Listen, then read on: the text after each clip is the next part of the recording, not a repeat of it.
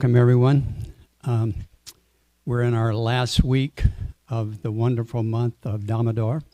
So I thought tonight we would discuss the first verse in the song that we sing every night, because this song kind of encapsulates the whole pastime in a certain degree. It does. So first of all, we'll sing the Radhamadhava prayers.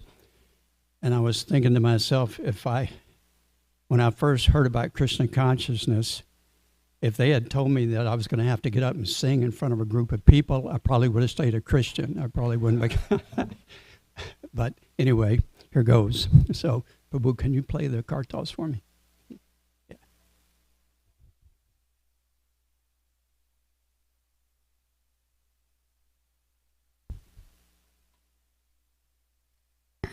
Jai Radha Madhava Kunja Bihari, Jai Radha Madhava Kunja Bihari, Jai Radha Madhava Kunja Bihari.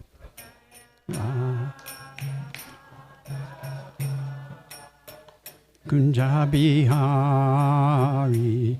Jai Gopi Jana Balaba, Girivadadari, Gopi Jana Balaba, Girivadadari, Jai Gopi Jana Balaba, Girivadadari. Jaya Gopi Jana Balaba Girivadadari, Jashodanandana Brajajana Ranjana,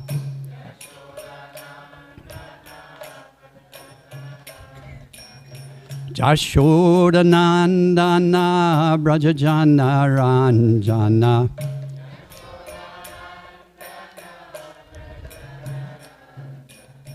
Jamuna Tira Vanachari,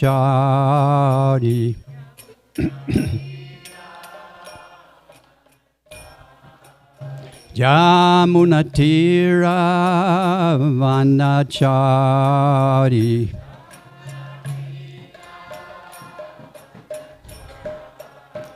Jaya Radha Madhava Kunja Bihari,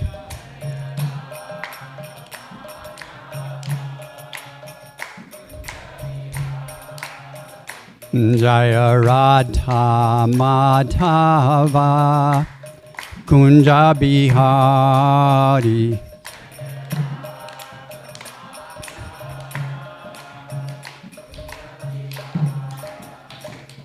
Jai Gopi Jana Balaba Girivadadari,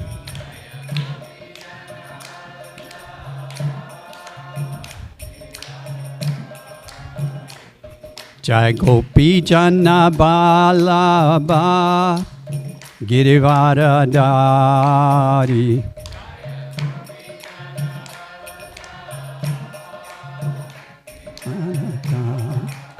Jashodanandana Brajajana Ranjana,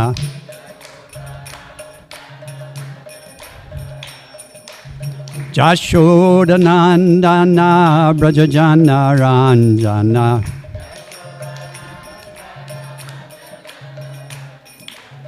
Jamuna Tira Vanachari,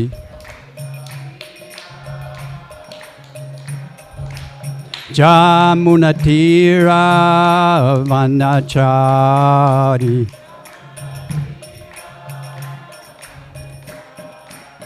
Jaya Radha Madhava Kunja Bihari,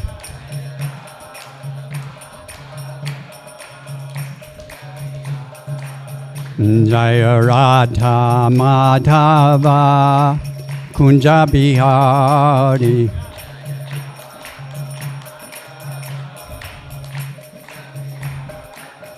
Jaya Prabhupada, Jaya Prabhupada, Jaya Prabhupada, Jaya Prabhupada.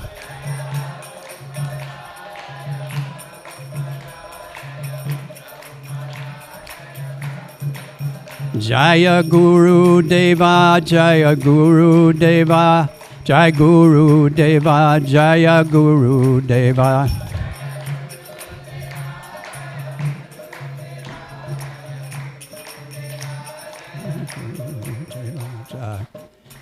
Jayam Vishnupad Paramahamsa Priva Jakacharya Astotada Satya Sri Srimad His Divine Grace A.C. Bhaktivedanta Swami Srila Prabhupada Ki Jai. Jayam Vishnupad Paramahamsa Priva Jakacharya Astotada Satya Sri Srimad His Divine Grace Bhakti Siddhanta Saraswati Goswami Maharaj Srila Prabhupada Ki Jai. Ananta Koti Vaishnava Brinda Ki Jai. Namacharya Srila Haridas Thakur Ki Jai. Shri Shri Radha Damodar Ki Jai. Mother Yashoda Mai Ki Jai. Gaur Premanandi Hari Hari Bol Jai. All glories to the assemble devotees. All glories to the assembled devotees. All glories to the assembled devotees. All glories, all glories, all glories to Sri Guru and Sri Gauranga. Oh, yeah. So this is the first verse of the Damodar prayer, and we can all sing it together. So let's start. Namam Vishvaram Satchidananda Rupam Lasat Kundalam Gokule Brajamanam Yashoda Bioluka Ladvavamanam Padam Vistramadyantato Drudya Gopya. So, as we were saying last, I guess it was Saturday, when we were talking about for Govardhan Puja, that Krishna has four principal qualities that no one else has. Well, actually, no one except Srimati Radharani and Lord Balaram. But they only have these four principal qualities. And it's said that Krishna's pastimes are so wonderful that if one hears or repeats or reads about these pastimes, then the devotional mood of the Brajvasis, which is a pure, unconditional mood, that mood will actually rub off under their hearts, will actually enter into their hearts. So, like we said, this month is a very special month, and we have like a few days left in it, so everyone should take full advantage of this opportunity to make extra advancement in their Krishna consciousness. I kind of compare this to like, say when you're given to a charity and somebody says, okay, if you give $100, I'll match your $100. So your $100 becomes $200. So Krishna says, if you'll do more devotional service, he'll not only match it, he'll multiply it by hundreds and hundreds of times. So that goes into your spiritual bank account. So this is a very good month to either read extra, read Prabhupada's books, or to come to the temple, or to chant extra rounds, or whatever devotional service you would like to do. So this prayer that we're talking about today was actually written by Srila Vyasadeva. This prayer is part of the Vedas, and therefore it's called Nitya Siddha. It's eternal.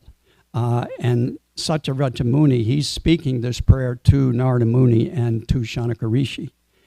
And so, as we said last week, the first word in this prayer is, what is it? Namami, namam.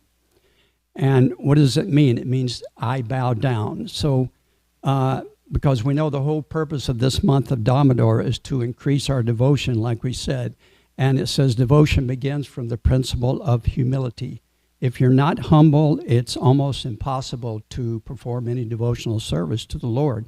So before describing this pastime or this song, Satyavrata Muni is saying, first of all, I bow down, I offer my obeisances. And who is he offering his obeisances to? He's offering them to Namam Ishvaram. So And he's not just the Supreme Lord, because there are many incarnations who are called the Supreme Lord, like Lord Ramachandra, Lord Narayan. But nobody else can be called the original Supreme Lord, like Lord Krishna, Ishvara Parama Krishna. And so it says, he who has no equal is Sat Chit Ananda Rupam. He possesses all knowledge and is eternally blissful. Therefore, Krishna's position is unique. The Lord manifests himself in a form that embodies eternal existence, eternal knowledge, and eternal bliss. Thus, his supreme sovereignty as the original Lord is established with this verse.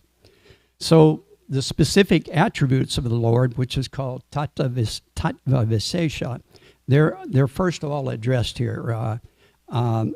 So now with the words Lasat Kundalam, Satyavraja Muni is giving us a little picture of who this Ishvara that we're worshiping is. Lasat Kundalam means that his earrings are swinging back and forth. And when his earrings are swinging back and forth, what does that mean? It means he's moving. And why is he moving? Because Mother Yashoda is chasing him with a stick. So therefore his earrings are moving back and forth. And this word Lasat, it also means that Krishna's earrings are not only moving, but they're glowing. And why are they glowing? Because they're reflecting the effulgence of Krishna's body. It's said Krishna is sometimes called the ornament of ornaments, because usually when they decorate their body with jewelry, when a lady puts earrings and necklace and jewelry on, it helps beautify their body. But with Krishna, the opposite is true. When he puts on ornaments on his body, actually the ornaments become more beautiful. Therefore, the gopis say that Krishna's earrings, he said that these earrings are very fortunate. And why are they fortunate? Because when Krishna's moving, they're constantly kissing Krishna's face. And the gopis are envious of these earrings. So therefore, Satyavraja Muni, he's also offering his obeisances to these earrings. So now he's described something about Krishna, his beautiful body, and the next thing he describes is something about the special relationship between Krishna and his family members, the residents of Gokul. And so as soon as we hear the word Gokule Brajamanam, what do we think of? We think of the Gopas, we think of the Gopis, we think of the cows, Yamuna, we think of all the pastimes and the residents of Vrindavan. And so what is the special quality of Gokul? The special quality of Gokul, there's no what is called Aishvarya Lila in Vrindavan. The residents of Vrindavan, they never worship Krishna with any awe and reverence. They worship Krishna with pure, spontaneous, unconditional love. And one time, as we were talking last week about Govardhan Puja, only once did the men, after Krishna lifted Govardhan Hill and he held it up with his little finger for 7 full days, the men got to thinking, wow, Krishna, he's killed demons before, but to hold a hill up for 7 full days, he must be God. Because you can't even hold your finger up for 7 days, but a mountain.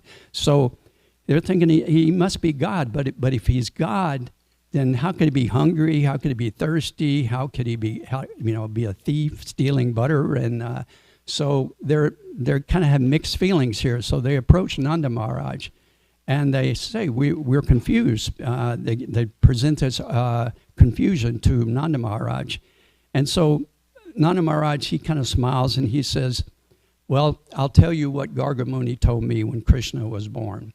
He said that Krishna will have all the same qualities as Lord Narayan. And he said, and he's going to do some wonderful things. He said, but just because he does these wonderful things, don't think that Krishna is God. And why did Garga Muni say that? Because he didn't want to interfere with this, with this mood of the Rajvasis, where there's no awe or no reverence. So this is the one time that the Rajvasis actually thought Krishna may be God. But then Nanda Maharaj, he he took that thought out of their heads by explaining this to them.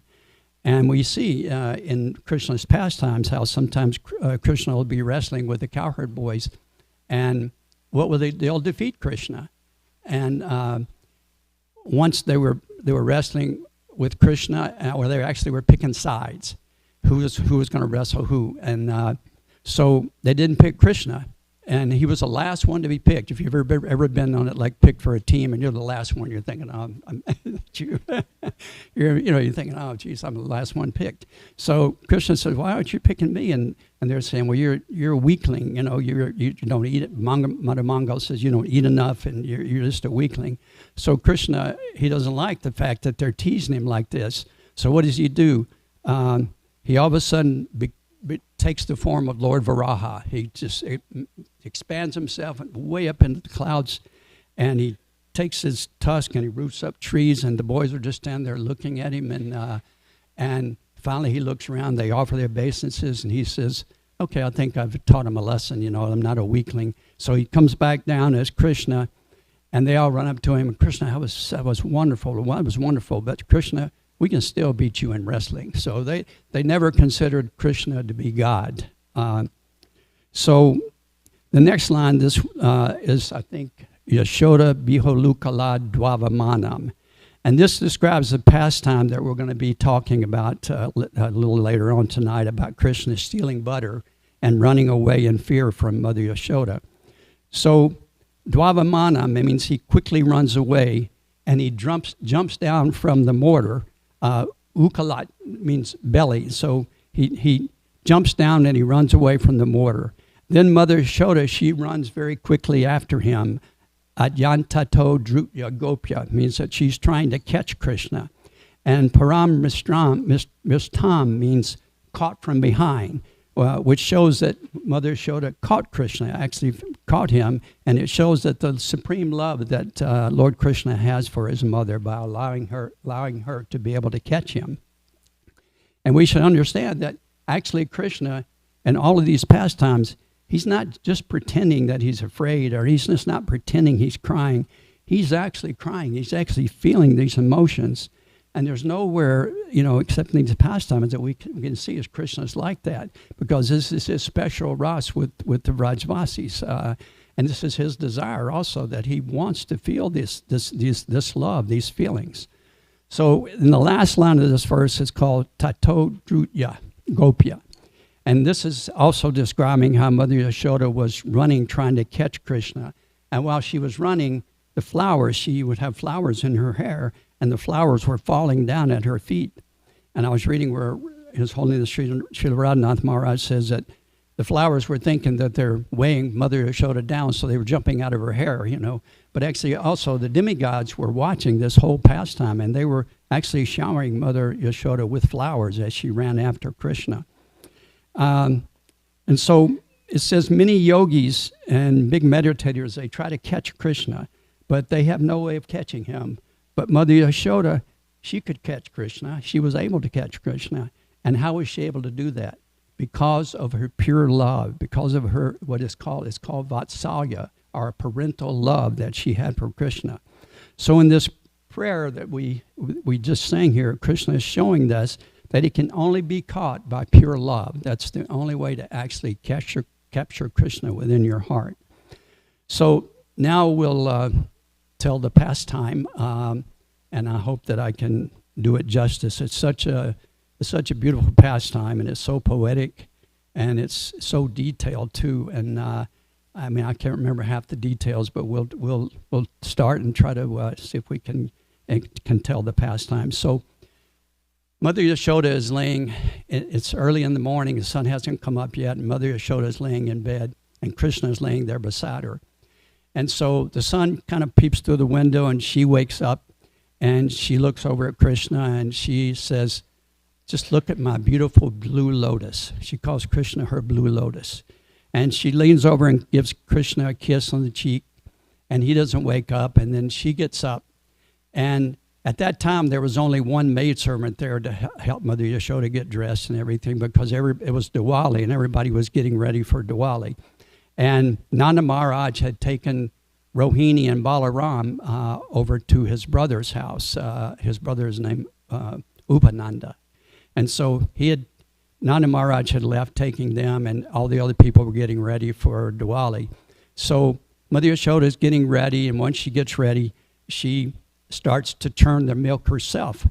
And she's thinking that if I churn the milk, these ladies that churn the milk, my maidservants, they're probably not doing the milk right. They're probably burning it or whatever, and that's why Krishna is stealing from everybody else. It's like typical of a mother. A mother is going to never think her child does anything wrong, you know. So she's thinking, I'll just churn the milk myself. And she has these 5 or 6 special cows called Padmaganda cows. And they eat this, they're in a special pasture where they eat this special grass that's the most lush grass.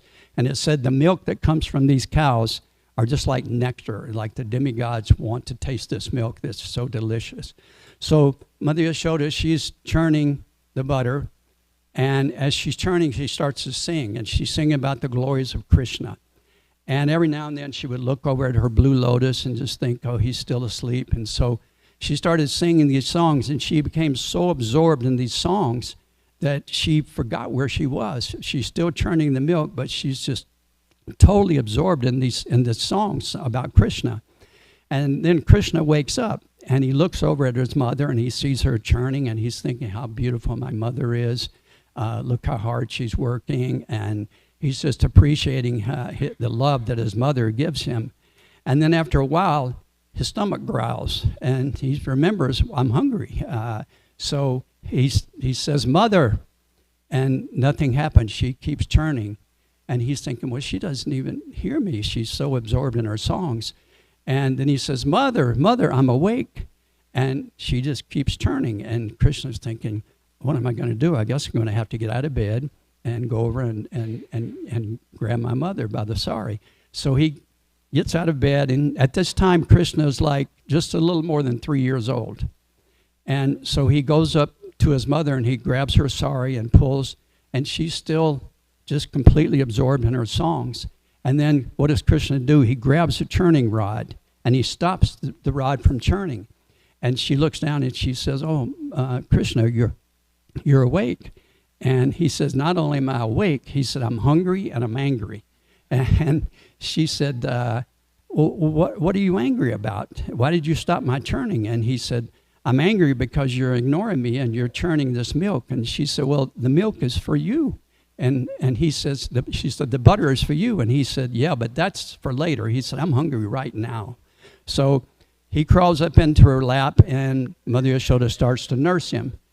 And they're looking into each other's eyes, and there's so much love between them. They both become absorbed in that. And in the meantime, Krishna has 2 favorite parrots. And does anyone know their names? Sukha and Sari are Krishna's favorite parrots. And he sometimes feeds them pomegranate seeds, and he feeds these parrots. And so they fly up, and they're watching this whole pastime, and some other birds come, and they're watching. And so all of a sudden, the milk starts to boil over, and it's making this sound, you know how milk, when it hits the fire. And when it does, the birds, the parrots, they squawk. The milk's burning over, the milk's burning over. So Mother Yashoda, she kind of comes to, she's so absorbed in Krishna, she kind of comes to, and she thinks, oh, the milk is burning over. So she puts Krishna down, and she runs and tries to stop the milk from boiling over. And so Krishna, he's thinking, what just happened? I was eating, breakfast. Basically, my mother was nursing me, and now I'm sitting on the ground by this mortar. And so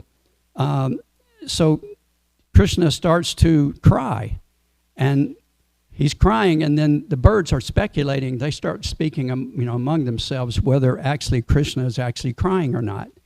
And Sukha says, why did she put him down? he was nursing, and she shouldn't have put him down. And sorry, as a mother would say, well, she's trying to do her duty. She's just trying to stop the milk from boiling over. And they were saying, yeah, well, why didn't she take Krishna with him? And well, if she had taken him with him, it would have been dangerous because the milk's boiling over. So they're going back and forth. And then they start to speculating on if Krishna is actually crying or not. And one bird says, yeah, he's really crying. And another one says, no, they're false tears. He's just... And anybody that has had a young child, they know that a child can make real tears come if they want something. And as soon as they get what they want, what happens? Well, they can turn it off just like that. So Krishna is actually crying, and he's crying real tears, but he's, exaggerating to a certain extent. So then he starts to get angry. And when he gets angry, it's described that he's like a baby lion, and he growls. And the reason he growls is because it says that Lord Nrsingadev is the presiding deity of parental love. So Krishna growls, this aspect of Krishna comes out, and he growls like a little baby lion. And so the birds are thinking, wow, Krishna is actually becoming angry. And as Krishna thinks about what Mother Yashoda did, he becomes more and more angry, and he starts to think, I need to do something to get back at her.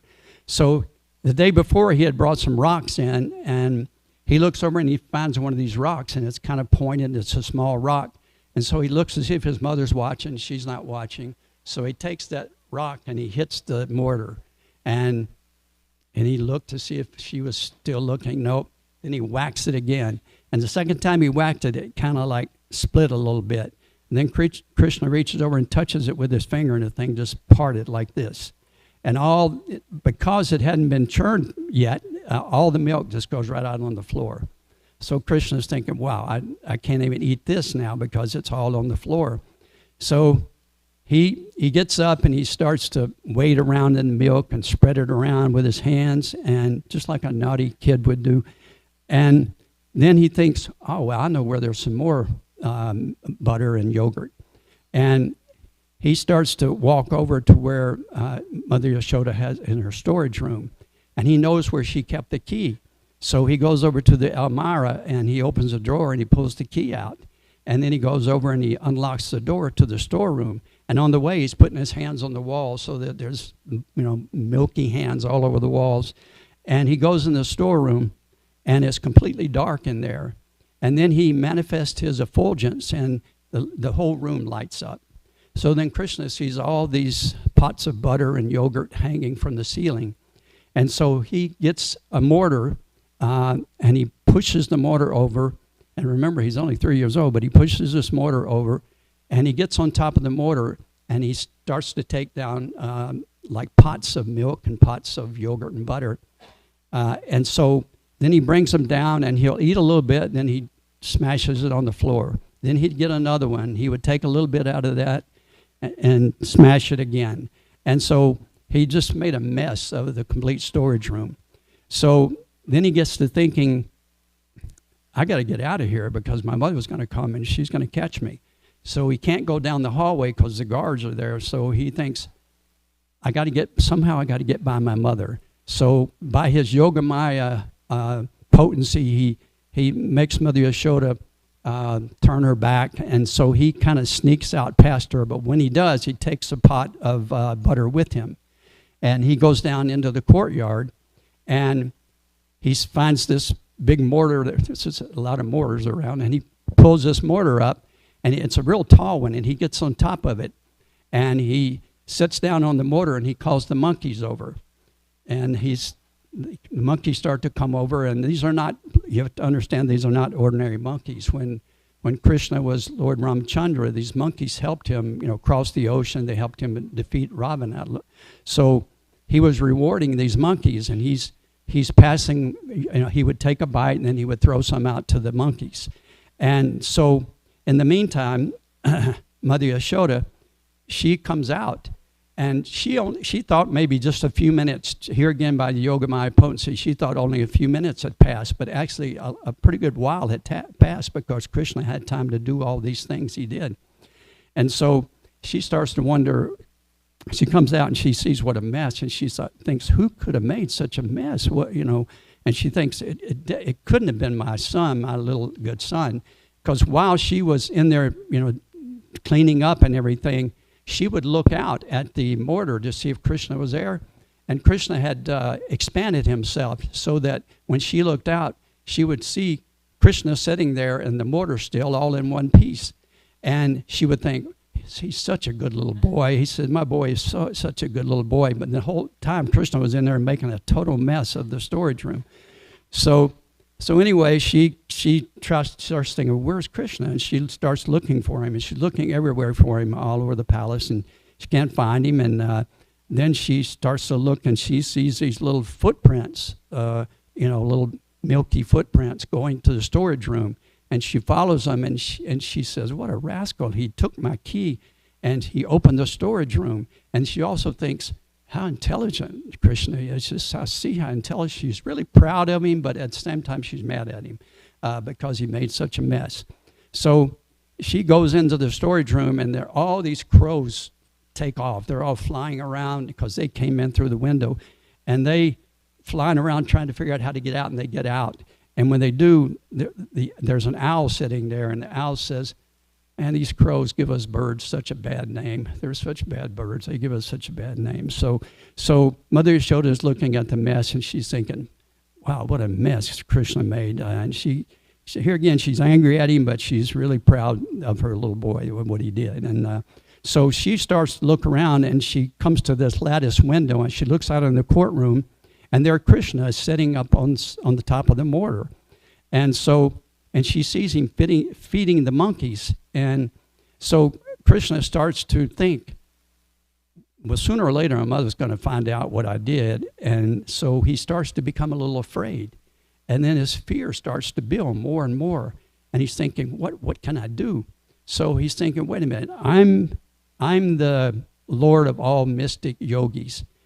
He said, so I can do the one that's called, I think it's called anima, where it becomes smaller than the smallest. So he said, I'm just going to invoke that anima potency, and I'll become smaller, and I can get into one of these atoms in this mortar that I'm sitting on, and I'll stay there until my mother gets so distressed trying to figure out where I am, she'll forget that I messed up, the storage room. So he sits in an asana position, and he draws his breath in, and poof, nothing happens. And he's thinking, wait a minute, I'm the master of all yogis. Why can't I do this? So he does it again, tries, poof, nothing happens. So something was stopping the Lord himself from being able to do that mystic potency. And what was that? It was Mother Yashoda's pure love. She stopped him from being able to do that. So Krishna is thinking, wow, what am I going to do now? And in the meantime, Mother Yashoda, she walks out, and she's tiptoeing to try to, sneak up on Krishna because he's got his back to her when he's sitting on the mortar. And that was his mistake. But he was thinking, well, the monkeys will let me know when she comes. And so Mother Yashoda walks out, and she sees Nanda Maharaj's stick there. And Nanda Maharaj has this beautiful walking stick with diamonds and pearls and things. And so she picks up that stick. And so she starts walking toward Krishna, and the wind goes by Krishna and says, your mother is coming. Your mother is coming. And so Krishna jumps up on top of the mortar. He stands up, and he's thinking, what do I do? He's freezing, And then all of a sudden the wind says, run. You got to run. So Krishna jumps down off the mortar, and he takes off running. And Mother Yashoda takes off after him with a stick in her hand. So Krishna, as he's running, he turns, and he looks, and he looks in Mother Yashoda's eyes, and then he looks down, and he thinks, is she holding a stick? Surely she wouldn't hit me with a stick. My mother has never hit me with a stick. So he's running and running, and she's running after him. And it says as fast as she ran and as fast as Krishna ran, the most she could do was get one arm's length from him. That's the most they could do, no matter how fast either one of them ran. So it's continuing. He's running around, and she's chasing him, and trying to catch Krishna. And so she says, Krishna, stop. Your mother says stop. And so Krishna thought, I've never disobeyed my mother. I have to stop. So he stopped. And Mother Yashoda also stopped. And so they kind of locked eyes, and they're both just standing there looking at each other. And then Mother Yashoda runs after him again, and Krishna takes off again. And so they're running and running, and like we said, flowers are falling from Mother Yashoda's hair, and this demigod's showering flowers down. And so finally, Mother Yashoda, Krishna turns to, he's running, and he's turned around. He says, Mother, if you'll drop the stick, I promise you I'll stop running. So she says, she hid the stick behind her sari, and she said, okay, I've dropped the stick, you can stop. So Krishna stops, and she comes up and she grabs him by the wrist, and then she shows him the stick. And he says, Mother, you lied to me. How could you lie to me? And she said, well, sometimes it takes a lie to catch a thief, so I had to tell a lie to catch you. So she takes the stick and, waves it in front of him, and she's thinking, what am I going to do now? She's one of Krishna's favorite bedtime stories is the story of Dhruva Maharaj going to the forest. So she thinks Krishna is so, he's heard this story so many times, and he's such anxiety now. He may just run to the forest, so I need to do something. She thinks, I'll tie him up. That's what I'll do. I'll tie him. And she's thinking, but what am I going to tie him to? So she looks over and sees the mortar again, and so she thinks, well, I'll tie him to this mortar. And so she thinks, well, what do I tie him with? And then she remembers she has ribbons in her hair. So she takes one of the ribbons, and she tries to tie it around Krishna, and of course it's too short.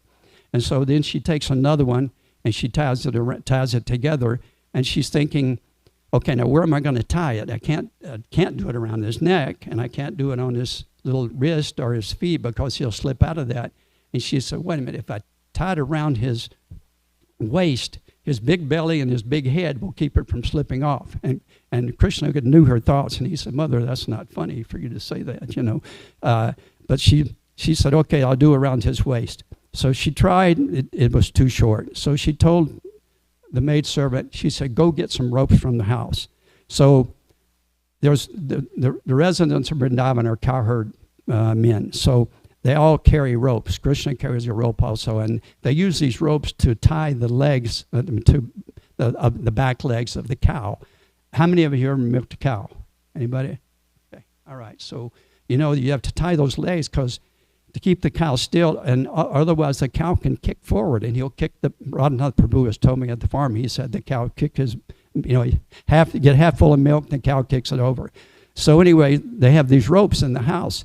So she goes and gets these ropes, and she brings like 4 of these ropes. And so Mother Yashoda says, tie them around the mortar and then bring them to me. So they did, and they brought her the rope, and she tied it to her ribbons, and then she tried to put it around Krishna. And here again, it was too short. And so she thought, wow, maybe I didn't tie the knots. Maybe I tied the knots too big. And she looks, and no, everything was okay. She said, so go get more ropes. So they go get more ropes, and they bring it, and every time she ties the ropes together, it's always 2 fingers too short. And so she tells, go get more and more. And then the ladies start to come, and they see this what's going on here. And so the ladies, they run to their houses, and they get ropes. And they're saying, use my rope. My rope will definitely tie Krishna. Use my rope, because everybody wanted to be part of this pastime. So they're giving the ropes to him, and she's tying the ropes together and trying again.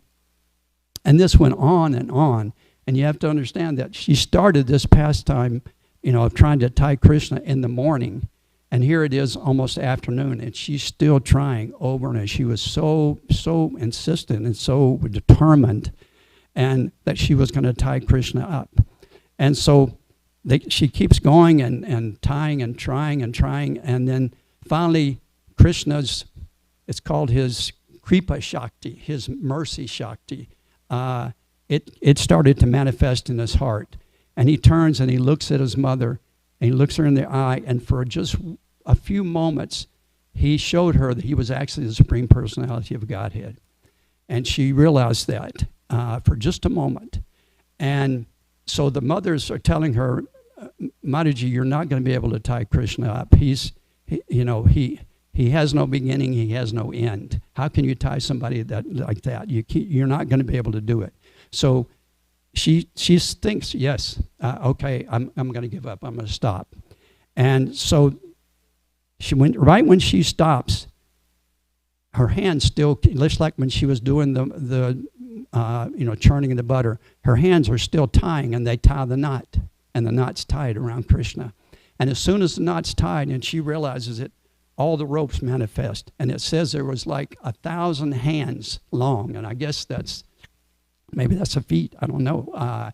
So all the ropes manifest, and she's like, wow, I tied Krishna up. And everybody is amazed that she was able to actually tie Krishna up, because it says yogis, they meditate for thousands of years trying to catch Krishna, but they can't catch Krishna. But she did, and she was able not only to catch him, but to actually bind him.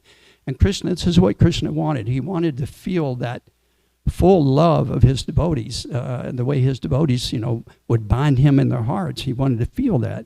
So Mother Yashoda says, okay, now I have you bound, and you're not going to be able to play with your toys, and you can't play with the boys, and no more butter for the rest of the day. And he said, Mom, no more butter.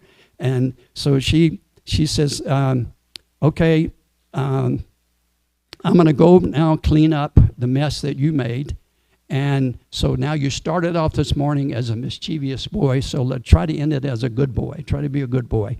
And she told the cowherd boys, watch him and make sure he doesn't untie himself. And if he tries, let me know. So she goes and she starts with some of the other ladies to clean up and everything. And so Krishna's there, and the boys say, Krishna, what are you going to do now?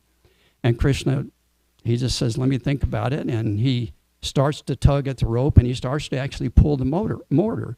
And so the boys are like clapping and saying, yay, Krishna. And so it says a new pastime begins. It's called pull the mortar pastime. It's the fun game. So he was pulling it around, and the mortar was actually not like this. It was standing up like this. And Krishna was pulling it around the courtyard, and the boys were all clapping and cheering for him.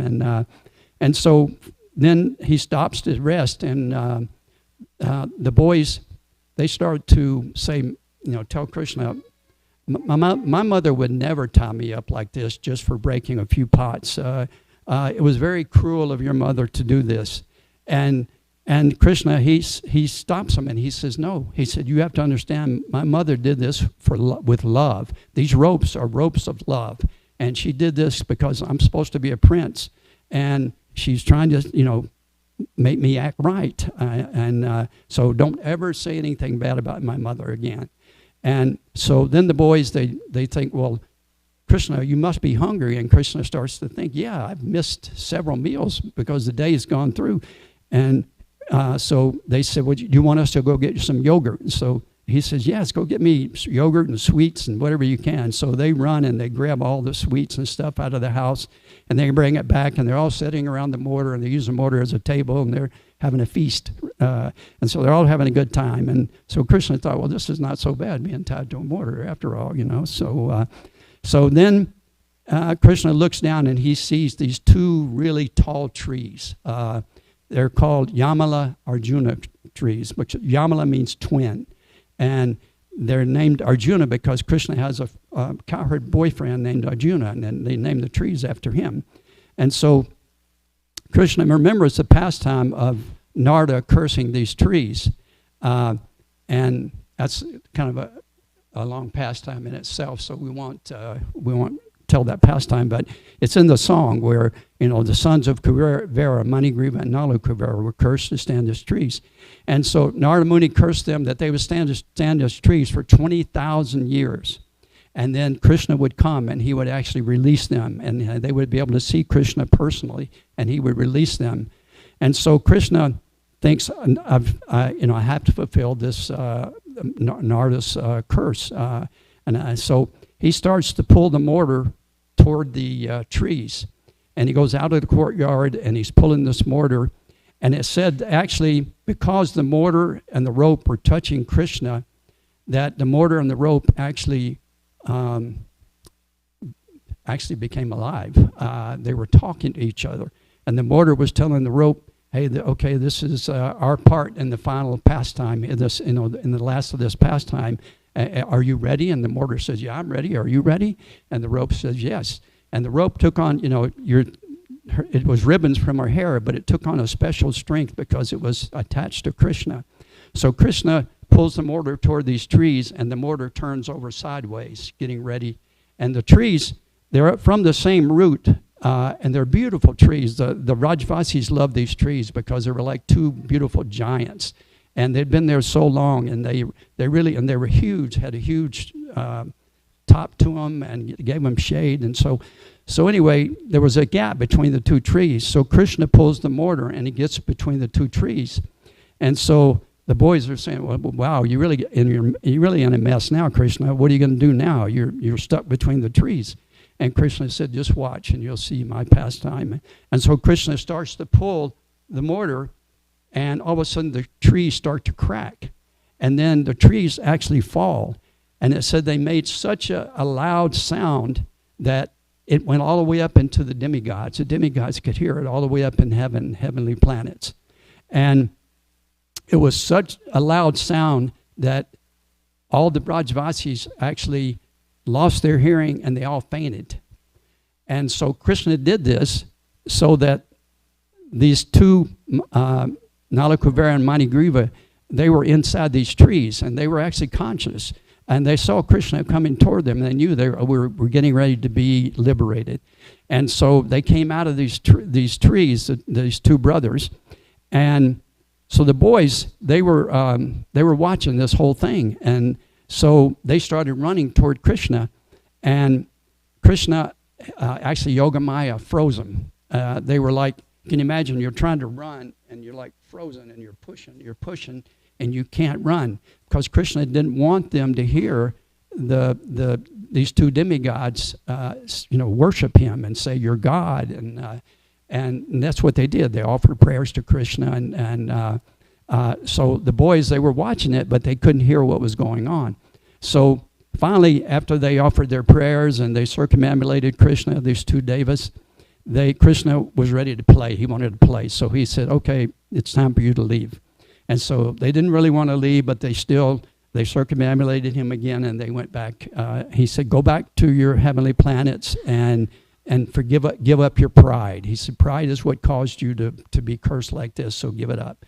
So after they left, and then Krishna did like this to the boys, and the boys were trying so hard to run, and when he finally released them, they just fell flat forward on their face. And so then they got up and they ran. They jumped over the trees, and they said, Krishna, wow, that was amazing. Who were those two devas? And Krishna said, well, they were cursed by Narada, and they burst out of the trees, and that's what made the trees fall. And they said, no, Krishna, we saw you pulled down these trees. And so Krishna finally admitted, we said this last week, that he admitted, yes. Krishna said, I could move a mountain. And they said, oh, Krishna, come on now, you can pull down some trees, but you can't move it. He said, I can lift a mountain. And they said, oh, that's, Krishna getting way exaggerating now. And then we know that, 4 years later, he lifted Govardhan Hill. So Krishna just kind of gave them a hint of what was to come later on.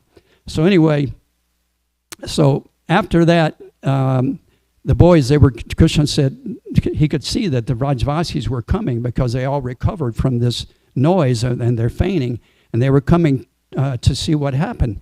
And so Krishna said, let's hide here among the branches. So they hid among the branches, and Nanda Maharaj and the guards come, and they're thinking, what happened to these trees? It must have been maybe Krishna, up to this time, he had killed Putana, he had killed Trinavarta demon, and he had killed Sakatasura. Yeah.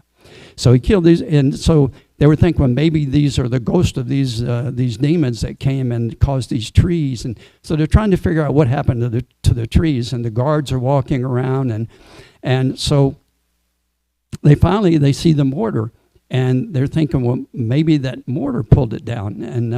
And then Krishna thought, well, they're getting too close to solving the crime here. He said, so he made them think about something else. And so they were thinking, again, what happened to these trees? And so in the meantime, they had run to Mother Yashoda and told her that these trees fell. And when the trees fell, they didn't fall like this. They fell kind of like this, so that they wouldn't harm Krishna. Not one branch touched Krishna. And so Mother Yashoda, she fainted out of thinking, what happened to Krishna if these trees fell? And so in the meantime, the boys are hiding, and and they're having a good time. Krishna would flip the rope every now and then, make them laugh, and then he'd say, "Shh, be quiet." And so finally, Mother Yashoda came, and she was wondering, "Where is Krishna? Where is Krishna?" And she was feeling so bad that she had tied him to this mortar, and these trees these trees had fallen, and it could have harmed Krishna, and she was feeling so bad. But when she came, because of her love, just like, remember what the story where Krishna was passing, where the gopis were passing, they were trying to find Krishna, and he changed into Vishnu, and he did his four-arm form. But when Srimati Radharani came, he couldn't maintain that form. So same thing with Mother Yashoda. Krishna couldn't stay hidden. He said, as soon as he saw Mother Yashoda there, he said, "Okay, we have to show ourselves now." So they waited till the Rajvasis had turned their back, and they all got up, and they said, "Wow, here's Krishna, here's the boys." So they went and they checked to make sure Krishna and the boys were okay, and they were. And then Nanda Maharaj, he asked Krishna, he says, "Krishna, who did this thing to you? Who did this, tied you to this mortar?" And Krishna said, he leaned and he whispers to his father, and he said, "Father, it was my mother that did this." And so Nanda Maharaj, he kind of looks over at Mother Yashoda, and he gives her like a stern glance. And she's feeling so bad. She didn't even run to Krishna because she was just overwhelmed with fear that something could have happened to Krishna.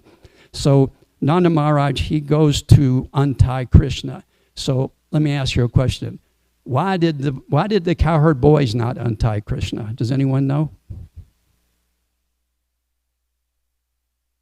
Because of what? Yeah. Well, she told him not to, but also because of her Vatsalya love that tied these knots, only someone that had that same amount of love could untie them. And even then, Nanda Maharaj, before he untied him, he looked at Mother Yashoda and like, "Is it okay if I untie him?" And she nodded her head. And so he untied Krishna.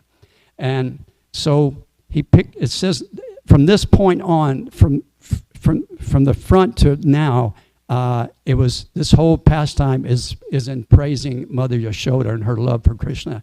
Now the second part is praising Nanda Maharaj and his love. It says his love was that close to being equal to Mother Yashoda's love, and no one else was equal to him. So anyway, he lifted Krishna up, and he took Krishna, and at that time Balaram had come back, and Mother Rohini. And so Mother Yashoda runs to Mother Rohini, and she's crying, and she told Mother Rohini the whole story, and she went to her quarters. And so Nanda Maharaj takes Krishna and Balaram, and they go and they take bath in what's called Nanda Ghat, which is Nanda Maharaj's personal ghat. And then he takes them, brings them, and he feeds them milk right from these Padmaganda cows.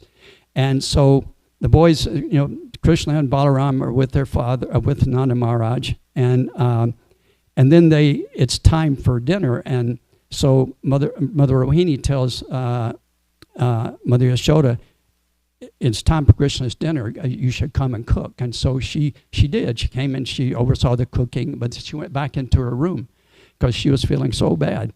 And so they're sitting there eating, and Nanda Maharaj, and Krishna's actually upset at Rohini, Mother Rohini also, because she left him. He was thinking if she had been here, she wouldn't allow Mother Yashoda to tie him. But it was his arrangement that she leave in the first place. So anyway, Nanda Maharaj is thinking, how am I going to restore Krishna's, stop his anger and restore his love for his mother. So he comes up with a plan, and he takes Krishna and he says, "Look," he says, "what your mother did was terrible, and I want to allow anyone that does a crime like this to not be punished. So if you just give me the word, I'll go and I'll beat your mother." And the other mothers couldn't believe that he said that. And he said, "I'll give her a thorough thrashing." And so then they realized what Nanda Maharaj was trying to do. He was trying to, get Krishna, but it didn't quite do the trick. So then he said, only someone that has done such a that almost cost somebody's life. He said, then that same thing may happen to that person. Like it's someone who puts another in mortal danger should not be surprised if that same danger or punishment is meted out to them. And Krishna understood what he was meaning. He was thinking that his mother is feeling so bad that she could possibly give up her body. And as soon as he heard that, he said, no, I want my mother. Where's my mother? And he runs to Mother Rohini and he says, please take me to my mother. And she's crying, and so she takes him by the hand, and Mother Yashoda's in her bedchambers and she's crying, and they open the door, and as soon as Krishna sees his mother, he runs to her and he immediately jumps in her lap. And it's said that if you take the aggregate of all the happiness in the world, it won't be one drop of what Mother Yashoda was feeling as far as happiness. And if you take the aggregate of all the love that's in the world and you multiply that times 1,000,000, it won't even come close to equaling the love that Krishna was feeling for his mother. So the mother and child were together again, and so Mother Yashoda, she takes Krishna and she feeds him, and but she won't come out of her chambers for 3 whole days. She didn't come out of her chambers, and Mother Rohini would do her duties because she was afraid that Nanda Maharaj was still upset with her, and she didn't want his chastisement. So finally, after the 3rd day, Nanda Maharaj tells Krishna, he says, Krishna, go get your mother and tell her that we are missing her and that we want her here with us. So Krishna goes and he gets his mother and he brings her back, and Nanda Maharaj tells her that Krishna, even though Mother Rohini is cooking for him, he won't eat unless you serve him the food. And we're all missing you so much. So please please allow us to have your company again. And so Mother Yashoda, she starts to. It said up until then her skin had turned pale, but then she turned her. It says actually she's like cloud blue, a little like Krishna. And so it said her love expanded so much that everybody in the room, every object in the room was reflecting her motherly love that she had for Krishna. And then she takes Krishna and she puts him to bed. And so Krishna says, Mother, can you tell me a bedtime story? And she says, well, which one would you like to hear? And which one do you think he wanted to hear? His favorite story about Dhruva Maharaj. He said, I want to hear about Dhruva Maharaj. So she told him that story about Dhruva Maharaj, and then everybody was happy, and the mother and son were united again. And so with this pastime, Krishna's showing us that the only way to really actually get his mercy, the 2 fingers represents what? Persistence and mercy. So your determination to serve Krishna and show Krishna that you're determined, and once he sees that, it says that love that's in our heart, the love is already there, that pure love for Krishna is already in our heart, but once we show him that we're determined, that we want to perform devotional service and serve him, that love he'll give us his full mercy, and then that love will blossom in our hearts. And so that's what we learn from this pastime, that what Krishna wants is love. I mean, we start out maybe with awe and reverence, but our end goal is to actually just develop pure love for Krishna without awe and reverence, just loving him because he's Krishna, because that's what the Vrajavasis did.